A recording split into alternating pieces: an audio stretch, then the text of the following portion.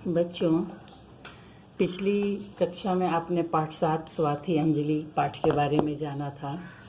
आपने इस स्वाति अंजलि में क्या कहानी थी उसके बारे में जाना था। कहानी की जो मुख्य पात्र थी अंजलि, उसके माध्यम से लेखक ने आपको यह बताया कि बच्चों को कैसा होना चाहिए। उन्हें अपने घर के बुजुर्गों यथा दादा दादी इत्यादि का ध्यान कैसे रखना चाहिए। हमें स्वार्थी नहीं बनना चाहिए। मात्र अपने सुख को न देखते हुए हमें अपने बुजुर्गों की सुख सुविधा का भी ध्यान रखना चाहिए। इन चीज़ों के बारे में आपने इस पाठ में जाना था। तो आइए अब हम इसी पाठ में जो लघुत्तरीय प्रश्न है मुक्से के अंतर्गत हम इनके बारे में अभी पढ़ेंगे। ठीक है। जैसे देखिए, इसका पहला प्रश्न है अंजलि नाराज क्यों थी। पहला प्रश्न क्या है? अंजलि नाराज क्यों थी। आपको पता ही है कहानी कि दादा दादी अंजलि के आने वाले थे, जिनके लिए उसे अपना कमरा छोड़ना पड़ा। वह नहीं चाहती थी कि उसे अपना कमरा किसी को देना पड़े। तो देखिए, इसका उत्तर हम ऐसे लिखेंगे। चूंकि मुख से है, लघुत्तरीय प्रश्न है, तो हम संक्षेप में उत्तर लिखेंगे। दादा दादी के आने पर अंजलि को अपना कमरा छोड़ना पड़ा, इसलिए अंजलि नाराज थी। ठीक है, ये पहले प्रश्न का उत्तर हुआ। अब देखिए प्रश्न संख्या 2। प्रश्न संख्या 2 है कि दादा दादी और अंजलि की दिनचर्या में क्या अंतर था। दोनों की दिनचर्या बिल्कुल अलग थी।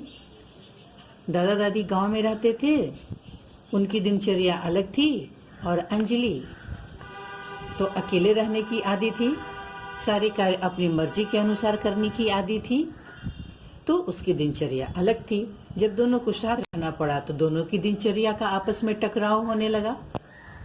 तो वही प्रश्न है कि दादा दादी और अंजलि की दिनचर्या में क्या अंतर था।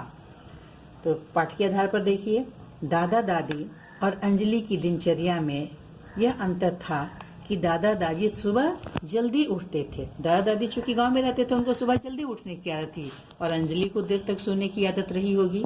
दादा दादी सुबह जल्दी उठते थे। उन्हें रेस्तरां में खाना तथा फिल्में देखना भी पसंद नहीं था, जबकि अंजलि को ये चीजें पसंद रही होगी, है ना। उन्हें अंजलि की छोटी छोटी पोशाकें भी नहीं पसंद थी।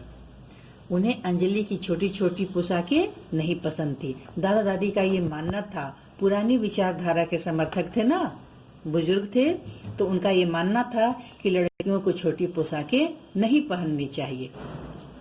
हालांकि बाद में दोनों ने अपने को एक दूसरे के अनुसार ढाला था।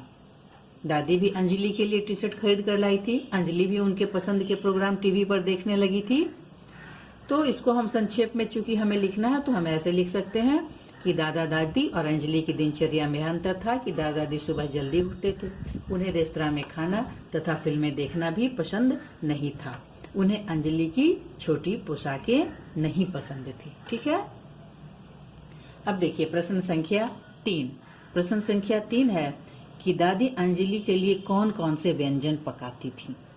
पहले अंजलि की दादी जब नहीं थी, अंजलि की माँ तो अपने कार्य क्षेत्र पर जाती थी, ऑफिस जाती थी, तो अंजलि के लिए उतने व्यंजन नहीं पका पाती थी। लेकिन दादी के आने के बाद दादी ने अंजलि के लिए अनेक प्रकार के व्यंजन पकाने शुरू किए। तो देखिए उत्तर, दादी अंजलि के लिए स्वादिष्ट पराठे, सब्जियां, मिठाइयाँ तथा पकौड़े बनाती थी। वे अचार भी बनाती थी, जबकि ये सारी चीजें अंजलि की माँ नहीं बना पाती थी समय अभाव के कारण। अब अंजलि को तरह तरह के स्वादिष्ट पकवान खाने को मिलते थे। अब देखिए प्रश्न संख्या 4, बहुत ही आसान है। अंजलि को अखबार पढ़ने की आदत किसने डलवाई। पहले अंजलि को अखबार पढ़ने की आदत नहीं थी। जब उसका स्कूल के काम के बाद जो समय बचता था, खेलने और टीवी देखने में बीतता था। परंतु दादा दादी के आने के बाद दादाजी स्वयं तो अखबार पढ़ते ही थे, और साथ में उन्होंने अंजलि को भी अखबार पढ़ने की आदत डलवाई थी, है ना।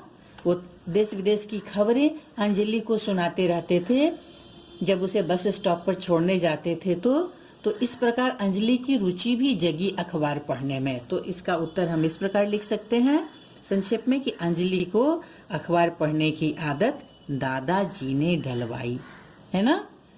दादाजी अगर उसे देश विदेश की बातें नहीं करते तो अंजलि की रुचि कैसे जगती अखबार पढ़ने के विषय में। सुनने के बाद अंजलि के मन में भी यह जिज्ञासा हुई कि मैं भी स्वयं अखबार पढूं, देश विदेश की खबरों के बारे में जानूं। तो दादाजी ने अंजलि को अखबार पढ़ने की आदत डलवाई। तो इस तरह से आज आपका ये पाठ 7 जो है साथी अंजलि, इसका मुख से प्रश्नोत्तर समाप्त हुआ। अगली कक्षा में हम लोग लेखनी से अर्थात दीर्घ उत्तरीय प्रश्नों पर प्रकाश डालेंगे। तब तक के लिए धन्यवाद।